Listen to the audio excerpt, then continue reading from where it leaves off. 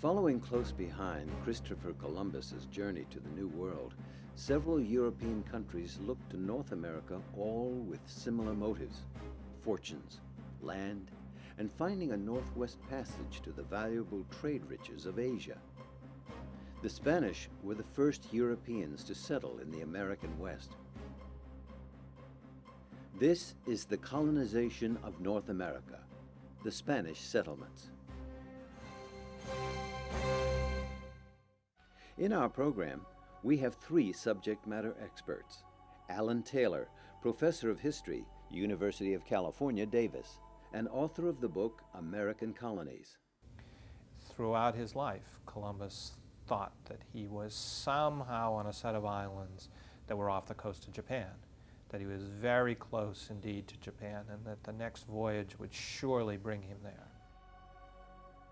Clarence Walker, professor of history, University of California, Davis.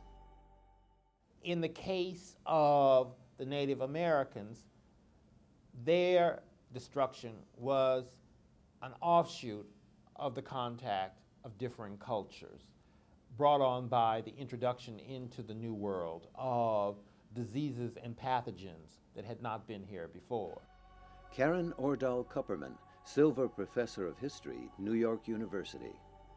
The original source for the Black Legend is actually the writings of this Spanish bishop, Las Casas, but it comes out of his concern and his desire to see policy changed. But the English picked this up, Las Casas' writing up, and then used it as the basis of their version of Spanish colonizations. In this program, we'll look at the Spanish incursions into the American Southwest, the establishment of Catholic missions, and the devastating results the Spanish presence had on the native populations. Of course, we'll also review the settlements resulting from Spanish colonization and the lasting influence of the early Spanish settlers that remains with us today.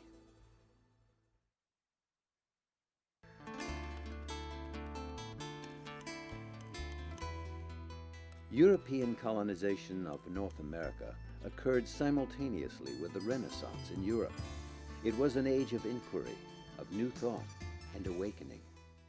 During the 16th century is a great period of the Italian Renaissance, period of Leonardo da Vinci, Michelangelo, other great artists.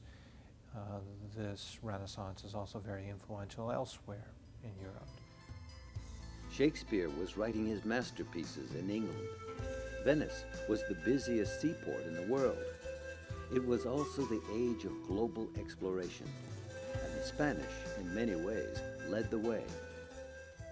During the 16th century, as the Spanish were expanding into the New World, they were also constructing the largest empire in Europe, and these two things fed off one another as the Spanish received gold and silver that helped them build a very large army, helped them dominate Italy.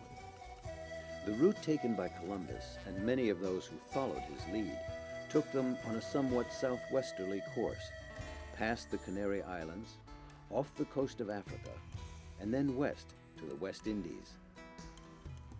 The Spanish invasion was quite rapid. In 1508 alone, just 16 years after Columbus first set foot on West Indian soil, Spain sent no less than 45 ships to the Caribbean islands. Eventually, Spanish holdings became the four big islands: Cuba, Hispaniola, now named Haiti and Dominican Republic, Jamaica, and Puerto Rico. Their base of operations was Havana, now the capital of Cuba. These islands were the stepping stones into South America, Central America, Mexico, and North America. At the height of their conquests, Spain controlled lands 10 times the size of their homeland in Europe. The conquistadors who spearheaded these conquests into the Americas were often accused of brutality.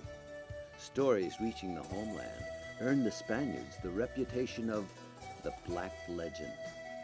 It was based on writings of a Spanish bishop named Las Casas, who had been concerned about what he saw happening in South America, in Latin America, and had written an extended report to the Spanish king detailing atrocities that he had witnessed.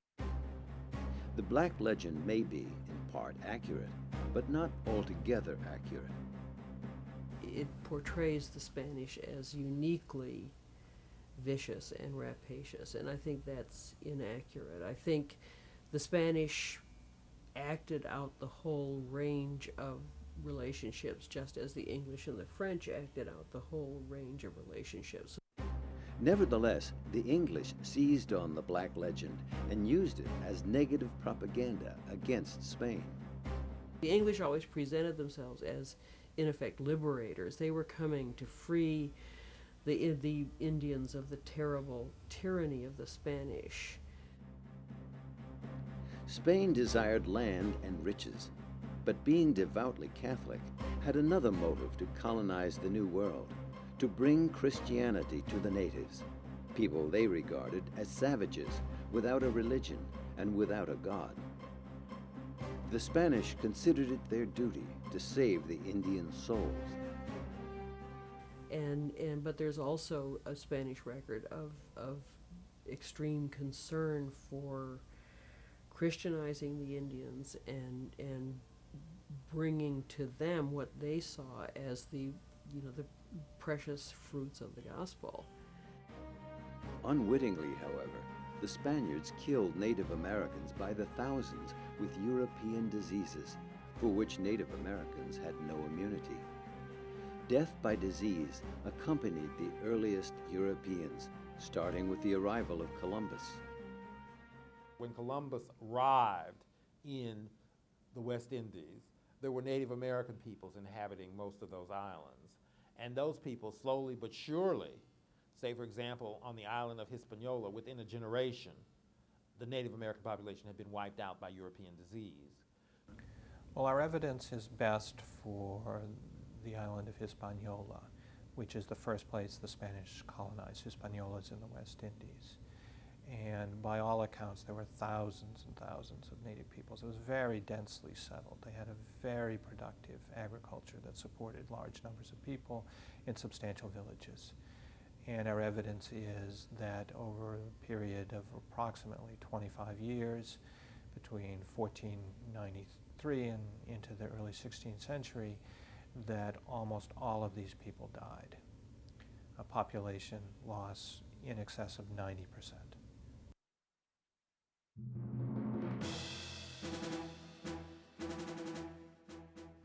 In 1519, the ambitious and ruthless Hernán Cortés led an unauthorized expedition into the heart of Mexico.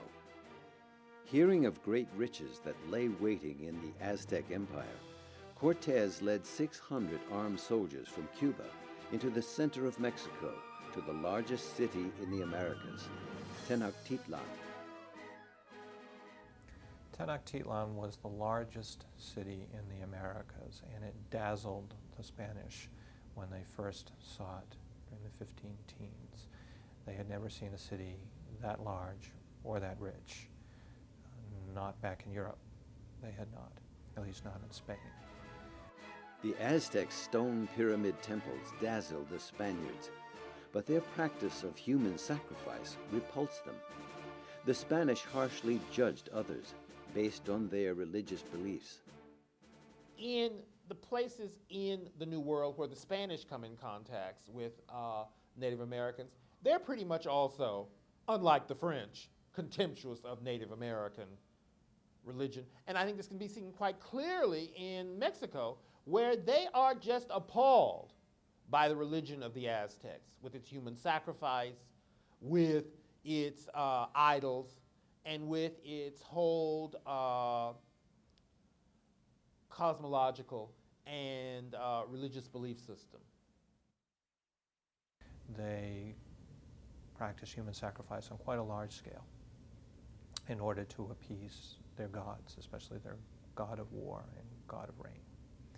So the Spanish felt fully justified when they became familiar with Aztec beliefs in violently conquering and subduing the Aztec and suppressing their beliefs.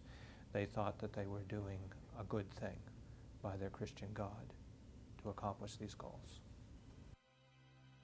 Cortes' troops reduced Tenochtitlan to rubble. They killed many of the city's inhabitants and overthrew their leader, Moctezuma. The destruction of the Aztec Empire was one of many such tragedies. During the 1530s, Francisco Pizarro sacked the Inca Empire in Peru. His brutality was equal to that of Cortes.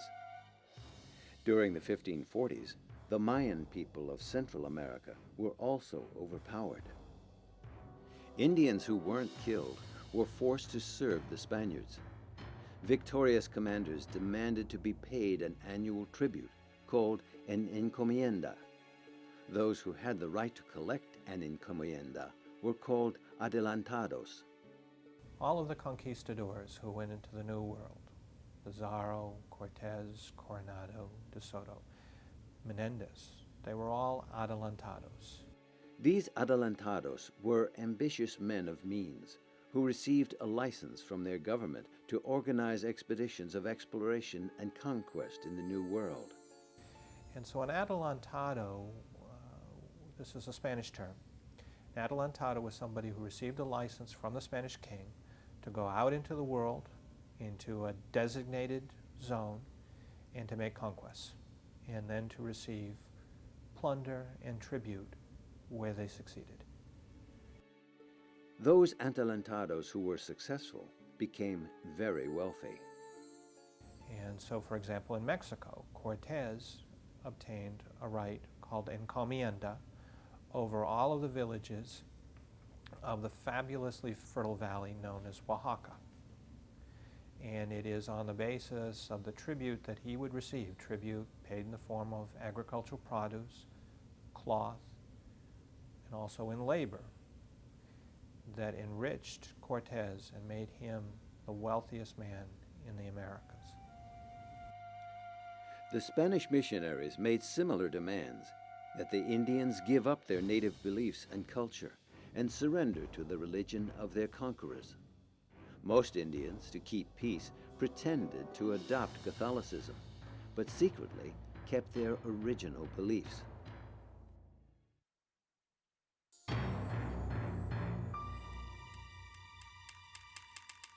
The Spanish conquest of Central and South America made the Spanish Empire very rich. Between 1500 and 1650, the Spanish shipped about 181 tons of gold and 16,000 tons of silver to their homeland. All the precious metal did not arrive in Spain, however. Piracy was a quick way to get rich, and Dutch, French, and English pirates roamed the narrow straits between Florida and Cuba, intercepting many bullion-laden Spanish ships. Storms also took their toll, sending much of these spoils to the ocean bottom. Today, these waters are a favorite hunting ground for adventurers searching for sunken treasure. Following the conquest of Mexico, Central America, and South America, the Spanish turned their attention northward. The first sustained Spanish venture into the Southwest came with Coronado during the 1540s, hoping that they were going to find a fabled set of 7 cities called the 7 cities of Cibola that they expected were at least as rich as Tenochtitlan. When they got there, it was a powerful disappointment to Coronado and his men to find out that there were no cities of Cibola, that instead there were these set of Indian pueblos. Unable to find the riches he expected, Coronado took out his frustration on the Pueblo Indians, ordering hundreds of them killed. In 1542, Coronado retreated back to Mexico, leaving behind a Franciscan missionary and 4 assistants. Their mission was short-lived. All were killed by avenging Pueblo Indians.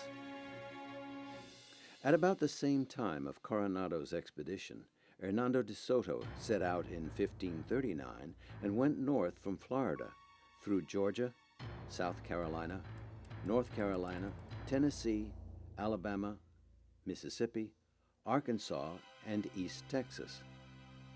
He, too, found no riches. In 1542, De Soto took sick and died near the Mississippi River. His body was buried in the river.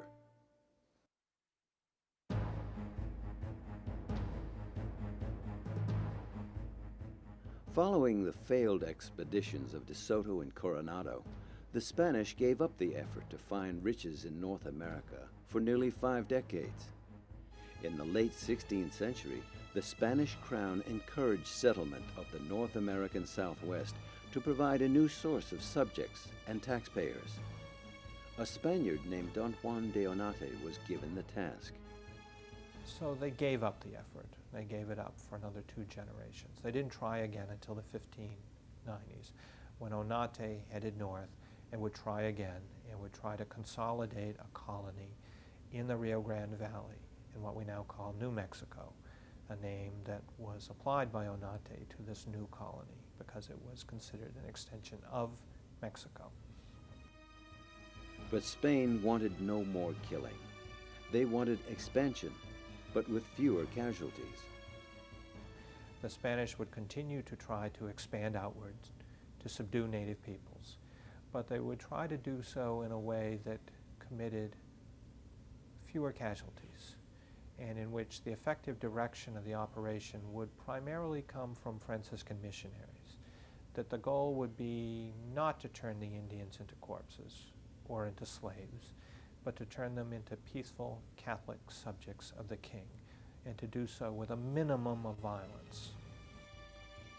In 1573, Spain issued the royal orders for new discoveries, discouraging the word conquests, preferring to call the taming of the natives pacifications. The crown also wanted the Rio Grande Valley in order to secure it against rival empires who may use it as a base of attacks on Mexico. Don Juan de Onate, in the spring of 1598, led about 500 colonists, including 129 soldiers and 7 Franciscan friars, into the Rio Grande Valley. The colony Onate and his people founded was north of present-day Santa Fe, New Mexico. They named the settlement San Gabriel.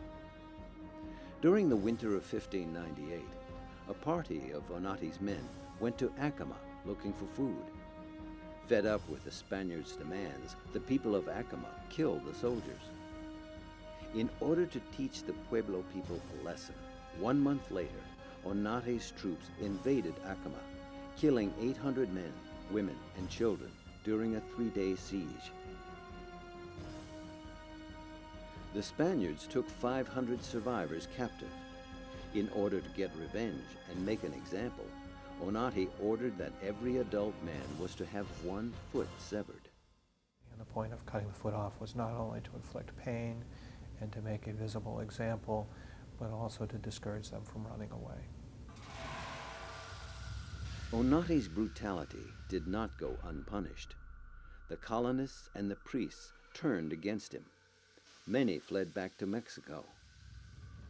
In 1607, Onate was recalled to his homeland, where he was tried and convicted of various crimes, including abusing both Indians and colonists. He was fined, stripped of his titles and offices, and forbidden to return to New Mexico. Today, the native people still remember the cruelty of the Spanish conquistadors, as in villages like Acoma. But tourists are still welcomed. Our mesa here was occupied back in 1150 AD. In our Acoma language, we call our mesa here Agu. That mesa there we call Kutsima.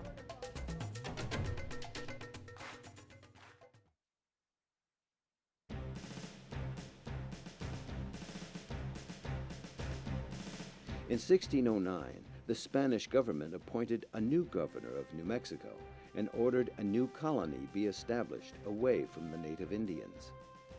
The new governor was Don Pedro de Peralta. The new colony was the present-day city of Santa Fe. Distance and isolation spelled poverty and hardship for the Santa Fe colonists. Spanish manufactured goods, clothing, metal tools, and other provisions arrived only every 3 or 4 years. The trail to Mexico City was hazardous, to say the least. The 6 months' journey often ended in the death of the travelers at the hands of nomadic Indians. The route became known as Jornada de Muerto, Journey of Death. But the Spanish had their reasons for settling the Rio Grande Valley. During the 1540s, the Spanish had probed around the coast of California, and they had also probed into the southwest. And they considered the Rio Grande Valley as the best of the areas for their purposes, in that the Rio Grande Valley had a concentration of Indian peoples in pueblos, and those Indian peoples had, by Spanish standards, a relatively advanced culture. They had pottery, they had cotton cloth, and most importantly, they had a very productive horticulture that used irrigation water to raise corn and beans and squash. So the Pueblo people had the capacity to support a surplus population, and the Spanish meant to be that surplus population. But this surplus population proved to be devastating to the native people, not only in terms of European disease, but in terms of the undermining of their native culture. The arrival of the Europeans meant now that the Native Americans had the option of using European material objects, which meant in some ways, as it did in West Africa, the displacement of traditional objects of material culture. That why use a bow and arrow if you can have a musket? Why use a stone axe if you can have one made out of metal? Why use woven baskets and pots and clay pots when you can have metal pots, etc.? And so there is a sort of market revolution, if you like, in terms of the material culture of these indigenous people beginning in the 16th and 17th centuries. The missionaries did not wish to bring hardship to the Indians, but they were willing to do whatever was necessary to convert them to Christianity, including punishing them. Well, yes, because these people are heathens, and they stand, as the Muslims had stood in the case of the Spanish, outside the pale of religious sensibility. And so what you see here, in many ways, is a transference from Europe of many of the cultural and hostilities that had racked Europe since the time of the invasion of the Moors into Spain in the 8th century. The Court of the Holy Inquisition is not only aimed at the eradication of backsliding with the Jews and the Arabs in Spain, but also transported to the New World to police the religious beliefs of people here who have been converted to Christianity. The Indians at first accepted the missionaries into their midst, thinking they possessed magical powers and could put an end to the diseases. But when the diseases continued, the Indians began to think of rebellion. But often native peoples found this disappointing. The missionaries weren't able to stop the diseases. Native peoples continued to die even after they'd been baptized.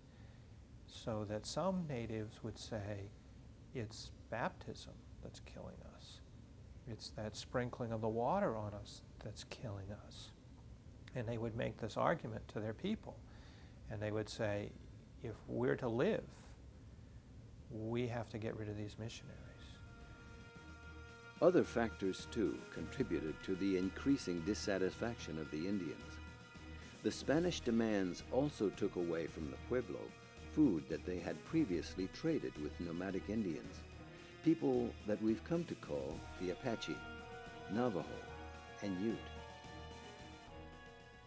These nomadic peoples who specialized in hunting and gathering needed to get some corn from the Pueblo.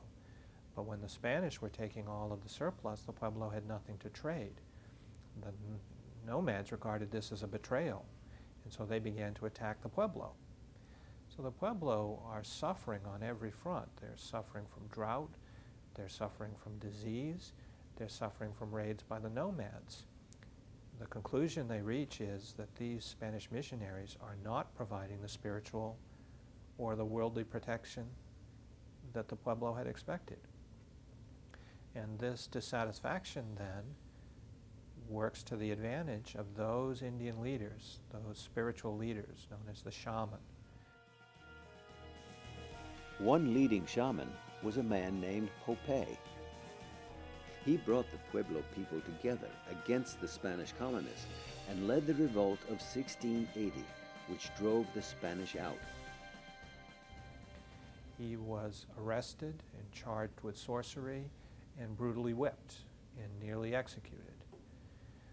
But the Spanish ended up releasing him because the other Pueblo put such pressure on them not to execute Pope and the other shaman.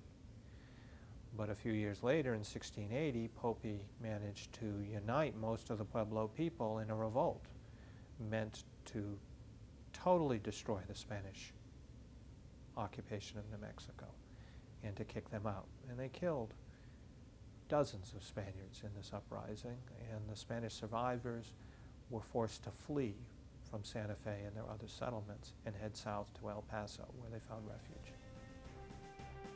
About 10 years later, in 1691, Diego de Vargas, a resourceful Spanish nobleman, led the Spanish colonists back to Santa Fe and reclaimed the city. From then on, an uneasy peace existed between the Spaniards and the Pueblo Indians. In the wake of that, when the Spanish did come in during the 1690s and restore their rule, they had to govern with a little more pragmatism, and they had to understand that the Indians would keep secrets and would keep their kivas and their katsinas, as long as those Indians would also take Mass and accept Catholic instruction. That was a compromise the missionaries could accept in the 1690s and thereafter. But it was a lesson they had to learn the hard way after a violent rebellion. In the final analysis, we can think of the Spanish settlement of the American Southwest not as a failure, but as a success in their prime purpose, creating a buffer zone to protect the core of their American empire, Mexico. So the Spanish colonies in New Mexico and Texas and Florida and California we can perceive as remarkable successes given their lack of resources and what they were up against. They consolidated a frontier for a very long period of time that kept these rival empires away from what was most important to the Spanish, Mexico. From the late 18th century forward, areas under Spanish control began to decrease as a result of pressure from the new United States that had begun to explore, colonize, and expand west beyond the Appalachian Mountains. Eventually, the Spanish-American War in 1898 ended Spain's dominion over all her holdings in North America, including the West Indian islands of Cuba and Puerto Rico. Many cities and towns of the American Southwest started with a Spanish mission. In Texas, New Mexico, Arizona, and California, these missions, some still used for worship, serve as a reminder of the Spanish presence. In Texas, the Spanish built a network of about 30 missions. The Central Texas Mission became this one in San Antonio. Originally named the Misión San Antonio de Valero, it was later renamed the Alamo. In Arizona, the mission system grew, as all the others did in the Southwest, from south to north. The best preserved and most beautiful of the Spanish missions can be found in California. In 1769, Father Junipero Serra started building a system of missions that now numbers 21.